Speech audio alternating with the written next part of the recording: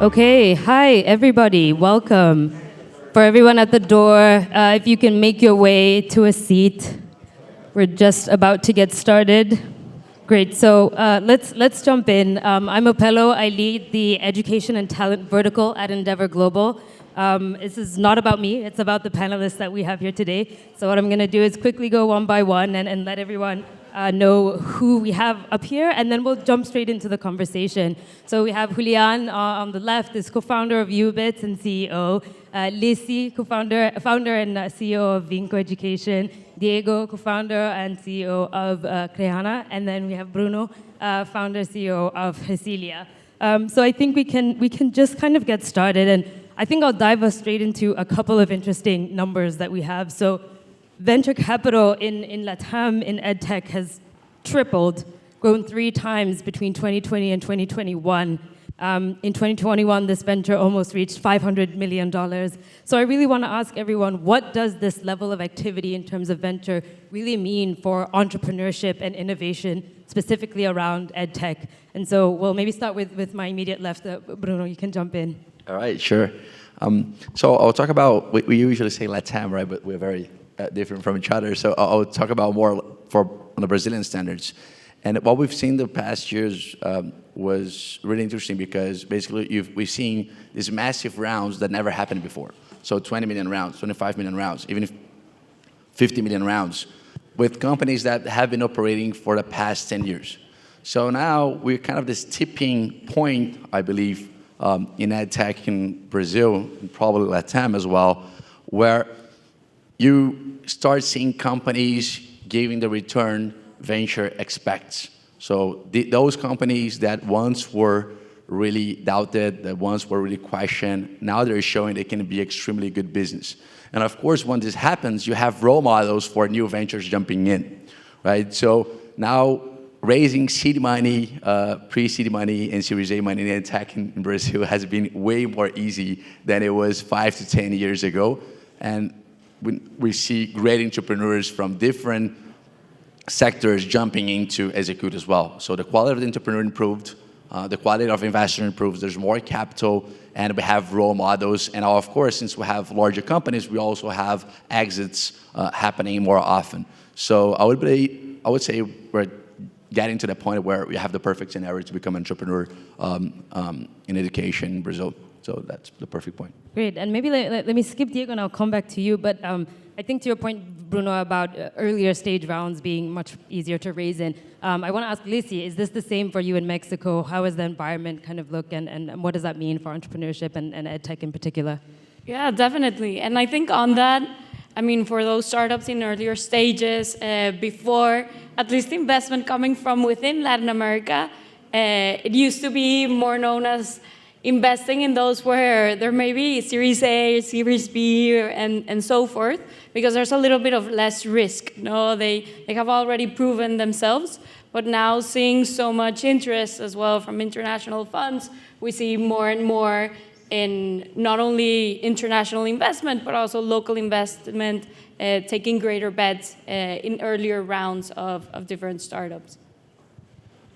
Diego, maybe you can speak to your experience recently as well. Yeah, sure. I think it's important to understand like the environment that LATAM has. You know, LATAM is the region has the highest shortage of skills in worldwide. You know, like 50% of companies have shortage of people that are qualified to actually perform on the level that they need to perform. And there's like a huge informal economy still, you know, that's like 50% of workers are informal, you know, so I think the capital that we've been seeing in the past years coming into EdTech is because of that, you know, it's because of a huge problem that the region has. And there are many new entrepreneurs coming into this new wave. At least in my case, you know, when we started the company, we started back in 2014, where EdTech didn't exist. You know, it was like when you talked about technology and education, everyone was like, "What is that?" You know.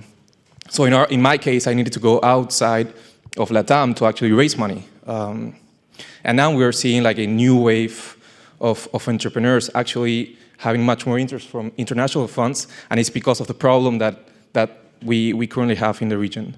Definitely, COVID has had an important wave to wake up the need of technology inside companies and inside universities and governments as well have started to look at it. So I think we're really in an inflection point in LATAM where EdTech, I think it's just starting. So yeah. Julian? Well, I agree with everything that has been said. I would just like to add that now we are going to see companies in LATAM not only creating products for the region, but going global and solving this massive problem in other emerging markets like in Africa or in India or in China, which is going to be really, really interesting in the past because there was no funding. Like you built like a good product, but for a local market like in Colombia or in Peru or in Mexico, but now we see regional companies, and in a couple of years we're going to see companies scaling in some other places in the world. And I think we have a great talent. We have more and more people interested now in working in education, which is great. So I think that's going to be the future of EdTech in LATAM.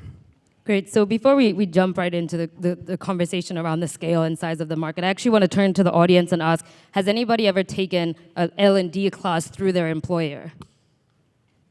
So taking a class to upskill, train, would love to see hands. Okay, more than 50% of the room.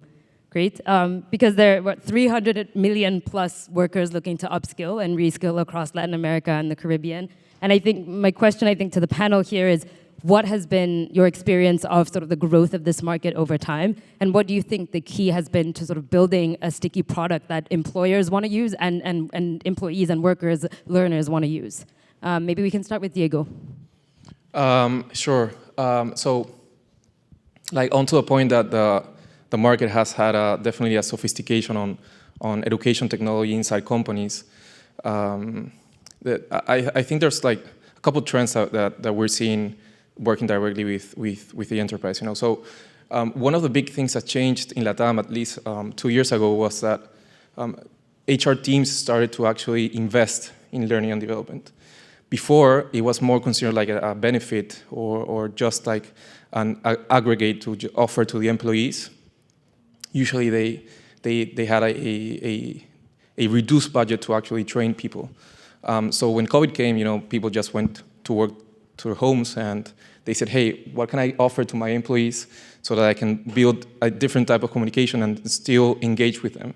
So curiously, and I don't know what has happened globally, but at least in LATAM, HR budgets obviously through pandemic reduced, but L&D budgets started to expand. So that was a big opportunity to start to sell directly like education technology to them.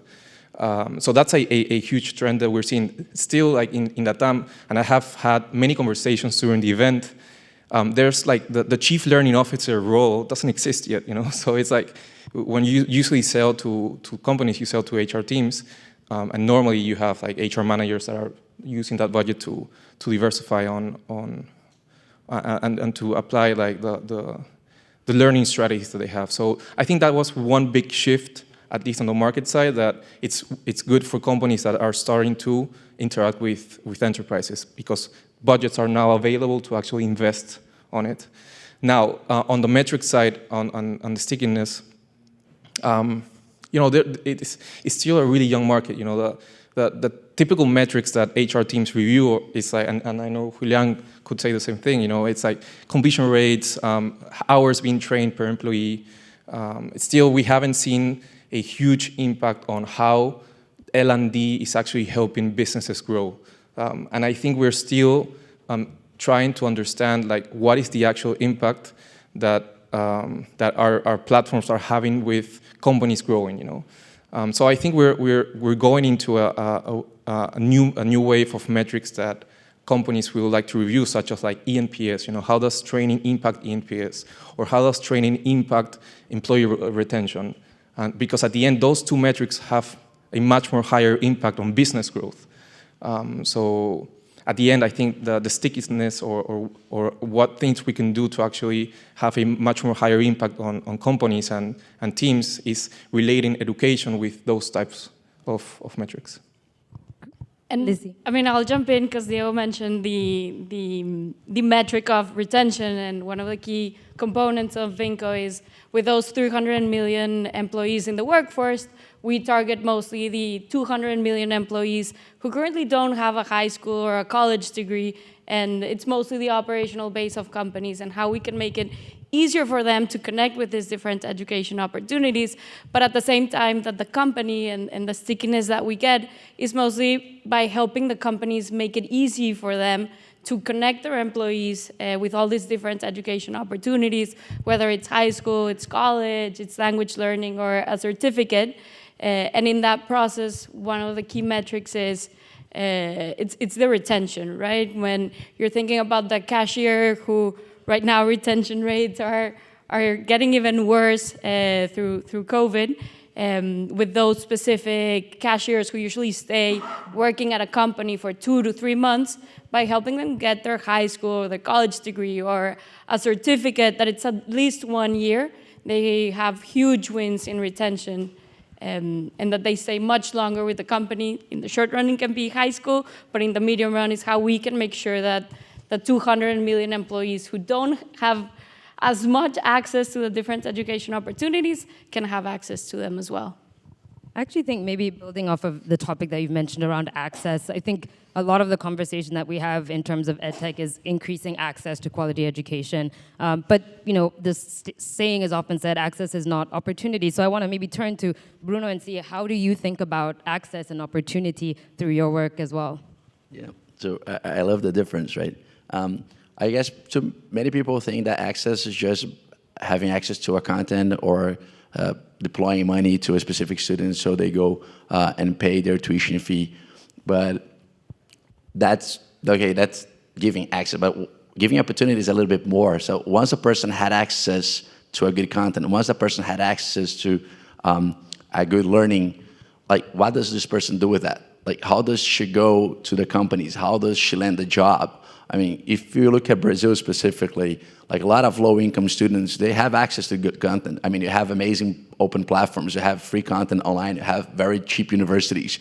But what about their network? Like how they can improve to the company that they actually know that, how they prepare themselves for a job interview, how they know what the market expects from them if their own network is very limited. So most of the times, the surroundings, also most of their friends, parents, they haven't even been to a university before and they work only with blue-collar jobs. So when someone wants to work at a high-paying job and wants to dream big, like there's always this person around like saying, oh, maybe that's not for you. Like, do you really think that's for you? So that's when you break down like the dream and you take the access part and you leave there, but you take out the opportunity part. So this person have access to it, but she doesn't have access to the opportunity that this content, this type of learning would provide. And just going there on opportunity and access, may just go back to the last point of the companies. I think there's a second point of view there, which is the market pressure. So why do companies are investing more on training, right? That's mostly because the people they are hiring, they lack the skills they need. So that makes them switch the mindset. Okay, I'm not only gonna give access, so I'm not gonna give you access to a college, to a university, to a content, but I'm gonna give you the opportunity for you to show me that you learned that. So, and that on the coding market, for instance, in Brazil, 1/3 of the developers don't have a university degree. So that's opportunity, right? So they know they have the skill, now they can show what they can do with this skill.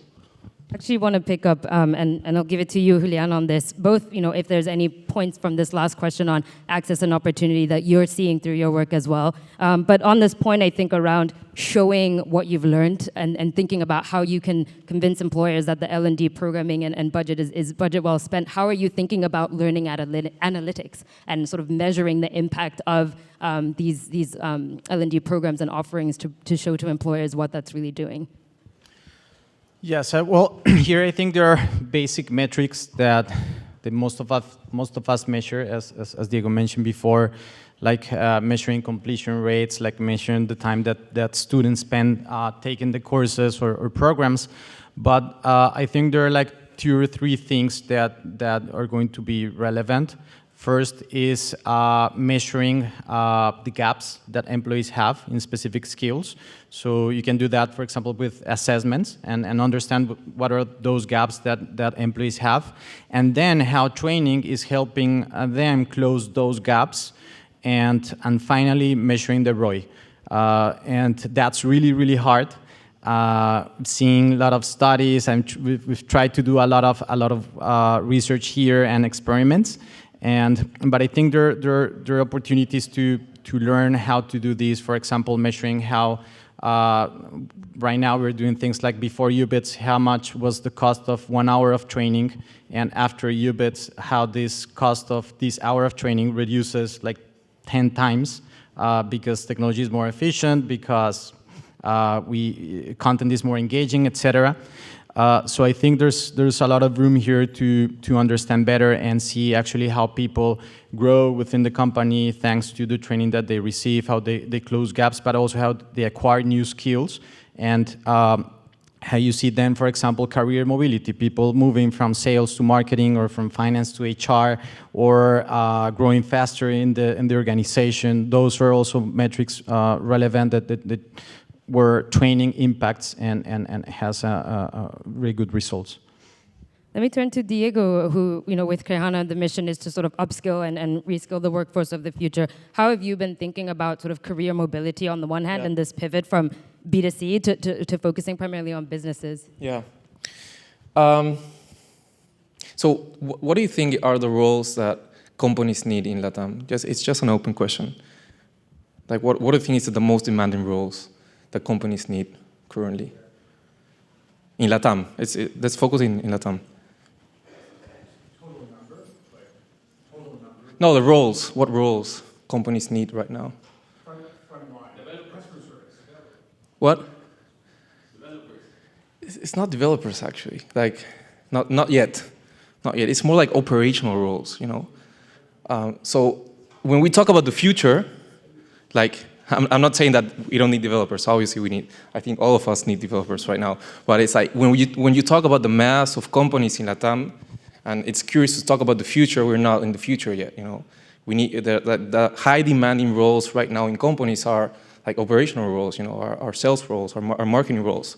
And obviously IT and software roles, but it's like in the 4th or 5th position. So it's really curious to talk about the future. I think that we as entrepreneurs and a new wave of entrepreneurs that are rising in LATAM are actually building the future of what companies we will need.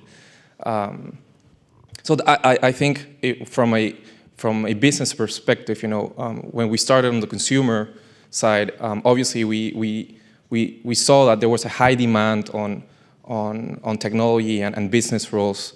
But now companies are having the same issue. Technology is moving much more faster than the way that companies are evolving in LATAM. So obviously, with that evolution, they need more demand of roles that are more tech savvy. I'm not saying that like operational or sales or marketing roles are the usual roles that we had possibly 10 years ago. They are more tech savvy. So we are seeing a high demand of like digital marketers, e-commerce managers, social media managers, community managers, or like new roles that were formed through technology, but still it's not hardcore IT and software roles.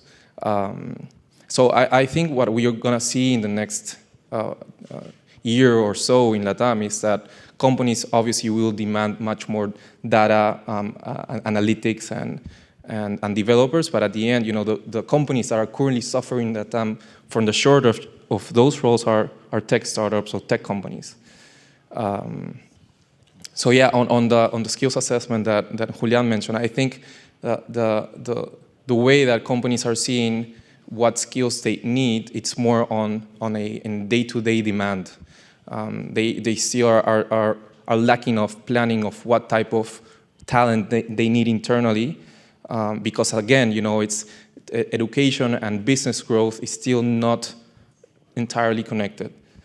So right now, I believe that companies in LATAM are still really reactive on the type of roles they need. And hopefully in near term, there will be much more strategic on what type of talent internally they need to achieve their business growth. Yeah, it's something there that we see a lot as well is some companies, sometimes they don't even realize that they need a specific type of profession, right? So someone who had worked with someone that is really good in Power BI before or with data before, and you were working with just an Excel spreadsheet, it's really mind-blowing when this person shows you why you can build all the data, right? And I think that's happening now. So many of those professions are popping up. So the pressure that the companies are having on finding these talents that literally don't exist, so they have to create this talent, right? And the fact they have to create, then a lot of opportunity comes up for us and for people to get opportunities. Because like, since there is no one there, so there's a gap of knowledge, there's a gap of people, so there's opportunity. So I think this is where the demand meets the offer, so there's a perfect storm. Yeah. And, oh, sorry for that, and that's the right timing to do that. That felt like a little bit of thunder after you said perfect storm. It's good timing. But Lissy, planned. Yeah, planned. Lissy, I'm curious to hear, I think, maybe your perspective too, working more with sort of blue collar and other sort of skills-based work. What are you seeing in terms of the demand from employers and the skills that are needed? Yeah, I think it's very interesting because when you talk to the employers and the HR teams, they are specifically looking, maybe for tech, but also for marketing and sales and improving communication skills, leadership. But then it's interesting because when you talk to the operational base, which the base that we mostly work with, they're still interested in getting a degree. Like doing a short course on something for them, it's like, oh, training that it's imposed by my company to make my job better. But when you talk to them about like, hey, you're gonna get your high school degree, you're gonna get a diploma that it's gonna be worth here in the company because most of the companies still won't promote especially the top corporations, they won't promote employees unless they have their high school or the college degree. It will not only help you to get promoted within the company, but it will help you to get a better job opportunity elsewhere. So it's interesting to find, and a lot of the work that we do is, on the one hand, the HR teams need these specific skills and need to develop these areas, but then it's, okay, give it a chance for the employee as well to be able to select from maybe a pre-selected set of programs on what skills they also want to develop themselves, and help them throughout that process. But still the value of a specific degree beyond a short course, it's still a very high value, particularly to the operational base. And I want to maybe take the conversation to maybe upstream a little bit, or before we even get to the employer, right? How are you all, and each of you in your respective markets, sort of seeing the gap between university curricula, what universities and sort of higher ed in general is teaching students, and the market needs and student needs? Like what are young people looking to learn? I think the median age in Latin America and Caribbean is 31, and so this is a generation that grew up with internet, social media as we know it today, .com burst, everything. So curious to see sort of what gaps are you seeing between higher education, market needs, and student desires. And we can start with Julian all the way at the end, and then we'll come to you, Bruno. Well, that's a great question. Before UBITS, I was a professor of a university. I teach engineering. And I never, like during 10 semesters, I never thought of the needs of the market. So I teach almost 3 courses, I advise theses, etc., and never took a look at what was the market needing. I never asked my students what they were willing to learn. We just planned because of the syllabus, the curriculum of the career, and what were other universities doing in other places in the world. And I think that still happens today. But I still think there's some universities that are trying to understand, but at the end it's the speed on how a university can react and develop new programs that are more aligned with the needs of the market, what students want to learn or people want to learn. So that's where edtechs or filling these gaps and understanding these needs and creating content in a faster way, and connecting, in some cases, universities, what Lissy does, connecting universities with the real market and what companies need. So I think it's an interesting moment where edtechs are not competing against, we're not competing against universities, but probably in many cases complementing and connecting and filling those gaps that we're seeing. So I think there's more like a lot of work to do in partnering with universities than in some cases competing. Just to jump in quickly on that, I mean, some of the best programs that we see develop, it's exactly that. No, on the one hand, you have the traditional universities that they already have the stamp, you get your diploma, but they have been partnering with different ed techs that have all the new programs, much more dynamic, adapting faster to the needs of the workforce, and it ends up being the best of both worlds. So I'll just jump here a little bit as well. The point is that the professions are changing super fast, as what just Diego said, right? So everything is happening fast. Now you need someone who runs social media. Now you need someone who runs data. Now the business analyst needs to know Python. When you look at universities, at the point that you start a course and at the point you finish the course, so it usually takes 5 years, many things change during this period. And most of all, like all the things that you learned during this process, it's humanly impossible for you to remember 100% of what you learn. So the question is like, how do you teach really fast those 10% that people will need while they are working? And most of all, how do you help them to solve the other 90% that they'll have to while working that will not be in a book? It won't be on the page 3 of chapter 4 of book XYZ, right? They'll probably have to figure it out themselves. So it's the ability to learn. And that's the one thing that I think we miss a lot. And at RESILIA, we usually say that the hard skill is just a Trojan horse so we can actually teach new behaviors and new habits for our students, right? And the habit they need in the end of the day, like, is how do I do a research? Like, how do I grasp a concept that I'll know to apply in another scenario? How do I practice? Well, do we see a lot when we are talking to our students? So the moment we open our platform to them, they watch like the 6-month videos in just 1 week and post a certificate on the LinkedIn. Like, okay, now I know JavaScript, or now I know Python. No, you definitely don't know. Like if I just give you a blank page, you probably won't be able to type hello world, right? That's the kind of learning or teaching I believe we should be focused on, which is how do you help people to figure it out by themselves, new solutions, and develop new hard skills. And the answer for that, in my humble opinion here, is that we should focus more on active learning. So not only focus on the hard skill itself, but helping them to get their hands dirty. And show them that if you don't do math, you won't learn math. If you don't do writing, you will not write well. If you don't do coding, you won't code well. So, and also, I mean, there's so many great platforms for hard skills as well. I mean, here we have a few of them that have amazing content. If they know that, they can, well, they would have a lot of fun using CREHANA, like if they have those skills. I have a lot of fun. I want to stay on this topic of durable skills, actually, because, and maybe this is a devil's advocate or other side of the table kind of argument, but some have argued that sort of some of these durable skills are much better learned in person. And I think, you know, being here at an EdTech conference, I know there's a bunch of people in the room that will disagree. So I'm really curious to hear from anyone on the panel, how do you think EdTech can be applied and deployed, or what innovations have you seen in the space around teaching durable skills like leadership, communication, even around encouraging people to be more motivated? We've seen this in gamification in terms of K-12 or younger learners, but and across and older learners. But curious, anyone on the panel, how are we thinking about EdTech and durable skills?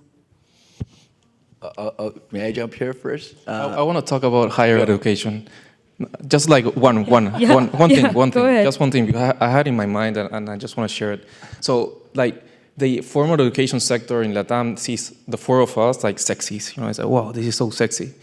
like edtech, technology, things that we're doing, it's like innovation happening on. But at the end, when we want to start to partner with them, it takes so much time because still internally they are like monsters or dinosaurs or turtles, So at the end, we need to coach them on how they actually need to change internally so that they can start to work with us and partner with us. And a couple of things on that, we've been working with higher education for the past 2-3 years now. And a couple of things that we saw, like new trends coming in, and then we can talk about gamification and durable skills. But one thing is that universities now are launching like lifelong learning programs. They're launching like subscriptions because they saw a huge opportunity to continue to monetize their current student base. Universities have like 50,000, 100,000 students, and now they're like launching like lifelong learning programs internally. So there's like a lot of opportunity for us to start like to partner with them because obviously our products were born in a lifelong learning approach. So that's one trend that we're seeing. And the second one is definitely on the blended learning spectrum, and we can then jump into your question, Opelo. I think blended learning now for universities than before is how can they be much more efficient on their delivery to their students by partnering with like native tech or education tech companies. And so that's a new thing that we're seeing right now. How can we partner with them so that we can actually deliver an experience that is a actual blended experience, like on the ground and digital? Because at the end, when you go and see the tech infrastructure that universities have, it's like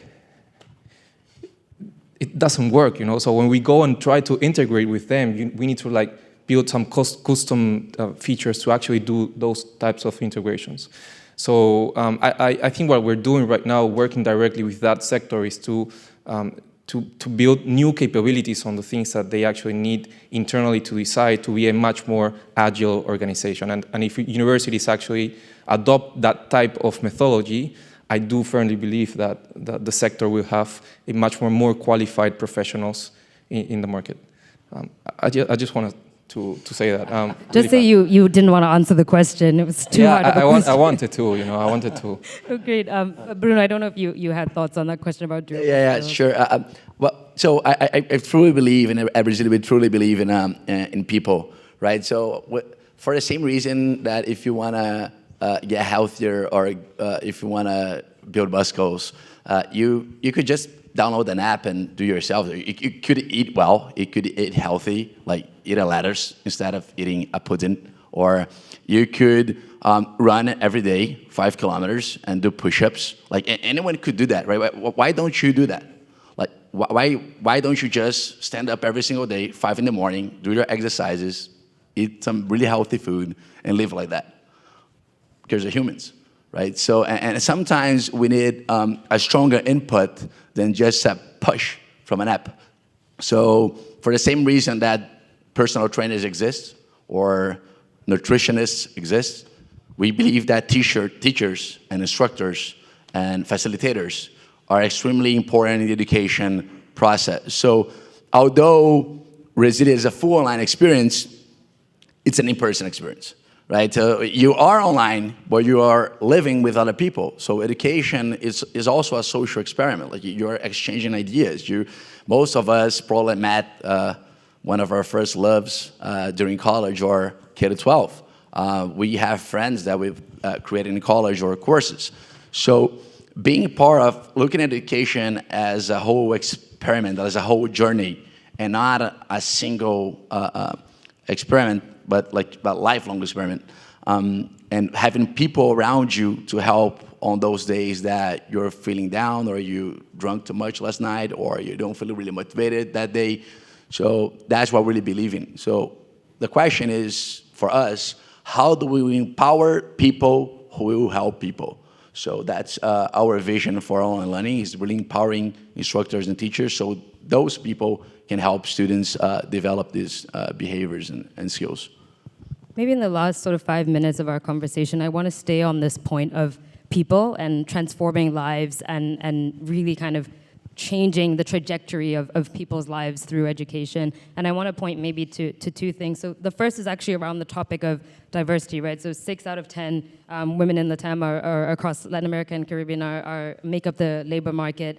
And yet 80% or so are in low productivity roles. So I'm really curious about where, and maybe we can start, Julian, you can chime in here around UBITS. I know you have sort of 52% of your customers are also women. And so where do you see opportunity to really address sort of this question of diversity and equity for gender? And then I'll end with maybe Lissy and thinking about what does it mean for somebody to get access to a high school diploma, and what does that really mean for their life and their future trajectory? So we'll start, Julian, and then Lissy can close us out. Cool. Okay. So right now in UBITS, our team is 52% women in total. From our leadership team, almost 60% are women. And so at some point, you think it's probably we can find. At one point, we thought we can find the skills we need in women, but actually they're best than men in some cases. So it's not a thing of developing skills in some cases, but on understanding and on making conscious everyone in the company on how to run, for example, hiring process in the company, how to run like promotions and how to work in diversity and inclusion. I think in some cases diversity is think as a statistic. So right now we're moving more as in working in inclusion, like that ideas can come from everyone, and that you value people independently from their gender or socioeconomical or other things. So I think working with the leadership teams, working and making everyone conscious about diversity and inclusion inside the company, it's going to help us close these gaps and problems of gender that we live right now. Yeah, I don't know, Lissy, what do you think? Yeah, I'm going to link this question to the previous one that you made about having these online programs. And to be honest, for us, I mean, the main factor why the operational base does not continue their studies, it's economic, no? And once that you have the company sponsoring for the program, then what's the second factor? And the second factor is the fact that the flexibility of the programs and being able to study at times when they're not working. And in the case of women, who are expected and still in Mexico and across Latam to do most of the domestic chores, having these accessible programs, for us, it's something that we see and that it really motivates us. I mean, we're a team of 3 female founders, and just seeing that a great proportion of our students are women who had to drop out of high school because they had a kid, and now years later, they're studying high school with their daughters and their sons, and the stories that you hear from them just saying like, the reason why I want to get my high school degree is so that I can become an inspiration for my daughter so that she also gets her high school degree and still can have greater life opportunities through education. Great, and we actually have a minute and a half left, so I'll open it up to the panel, and I guess I'll just ask sort of what is your hope and dream for sort of the future of the future of workforce development and how to sort of close this gap in LATAM? Bruno? 1 minute for that is like... Yeah. We can talk about that each 15 minutes, you know. Everyone has like 10 seconds to answer that, I guess. So in 10 seconds, I guess my dream would be like to really teach to employ. So I would like the outcome of learning for the majority of people should be how much their income increased. So I think that's what we should be focused on. Go. I stopped here. You have 10 seconds. Yeah, I would say like the future of work depends if all the pieces are in place in LATAM, like from the government's side, from the formal education side, from the entrepreneurship side, and from the individual and society side. So I think if we can build that out, and create an infrastructure on that, LATAM is going to change, definitely. And for us, I mean, we think it's amazing, all these different edtech startups creating such amazing content, making it much more accessible and of greater format. We just want to make sure that everyone can have access to it so that we can reduce the skills gap in LATAM. And in my case, increasing access. If we increase access, we increase and provide better opportunities, but also thinking on how we personalize the experience and for each student. If we do that, then each individual can have its own career and develop itself as much as he's capable. So basically that. Great. Well, thank you so much for bearing with me and my questions that we had to try to tackle in 40 minutes. But thank you as well to the audience. And most importantly, thanks to you guys for coming out. It's been a wonderful conversation.